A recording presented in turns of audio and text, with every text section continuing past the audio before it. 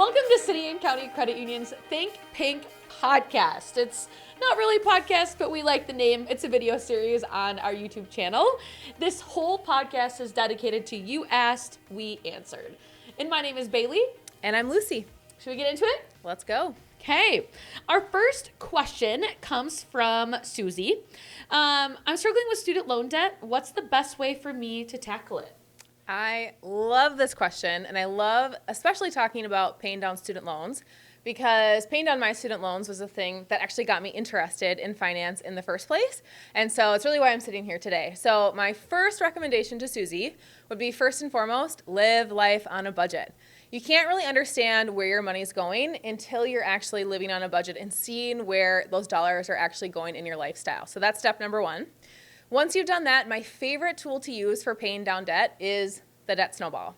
So the idea behind this is that you're going to list out your debts from smallest amount owed all the way down to largest amount owed.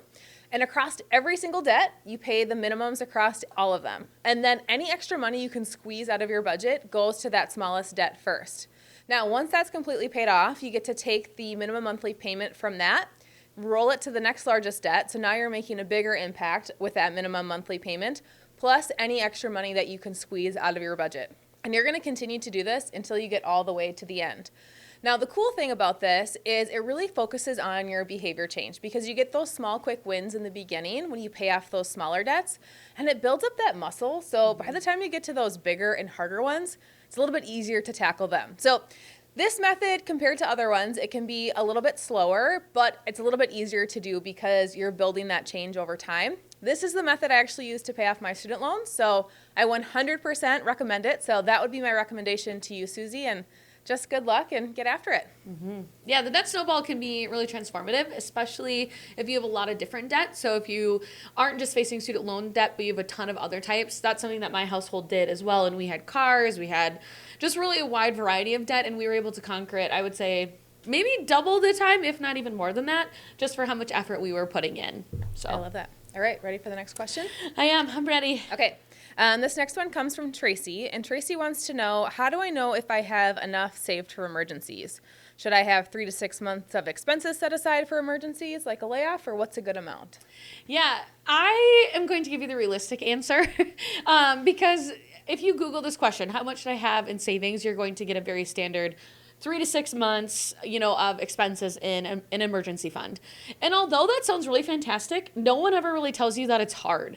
Or like in my case, we set that goal in my household to do 3 to 6 months of expenses in a savings account. And I quit because every time I was getting somewhere and something unexpected would happen. So you'd get the momentum, you'd get excited, and then you'd have to pay a bill. So it just felt like you were constantly going back and forth. Now, I'll tell you that savings is not a one-time thing, and it's something you need to do all the time, but you also can pick an amount that feels comfortable for you. So instead, what I want you to do is, number one, create a separate account. So this, for an emergency fund, it cannot sit where you're saving for vacation or a new car. It really needs to be out of mind, out of sight. Better yet, it's great to put it at a financial institution that isn't your primary, so an account that you're not checking every day for everyday spending. Then your next step is talking about what is an emergency and what qualifies. Like I will tell you, back to school shopping, not an emergency, but maybe a car repair. Maybe that isn't an emergency for your household. You have to draw the parameters, otherwise it's really easy to draw from that account. Now let's talk about the amount. So you are going to hear 3 to 6 months quite a bit. My household, we started with $1,000, then we went to $5,000, and now we shoot to have 1 to 2 months of expenses in a savings account. Because looking at our funds, we can go in our budget and take away subscriptions and, do some cheaper grocery shopping and make some smarter choices. I would love to tell you that I was going to get to 3 months of expenses in my account, but just the other day, we saved a ton, we were finally making some progress, and our water heater went out. And then you got to write the check, and all of a sudden your savings account goes down again. But you have to be willing to give and take. So if you don't hit that amount, it's not a time to give up, but instead it's forming that savings habit. So for us, 1 month, once you hit to that 1 month, maybe shoot for 2. And if you are lucky enough to get to that 3rd, fantastic. But if not, the main focus here is that you should just be saving to have some sort of nesting. So I feel like I don't even have a good concrete answer, just beyond the fact that 3 to 6 months is extremely hard, and if you feel like that's overwhelming, that's okay. Just start a little smaller. I love that because I think those small steps build up, and it really comes in handy then when you have something like a water heater break, because that makes that situation so much less stressful in the moment. So maybe it takes your savings back down, but it's gotten you through that pain point, and now we can build it back up for when that next emergency pops up. So I love that. Yeah, my husband started complaining about our water heater, and I'm like, bah, we just got our savings, and we're feeling so good. And he goes, but honey, that's why we have it. Yeah. So you work so hard to reach your budget and your goals, and then in the moment when you need it, it's a panic because you're actually using what you saved for. So it's just a good reminder that it's an ongoing effort. It is. Takes time. It does. All right, our third question coming from Mark. How can I help my kids learn to manage money?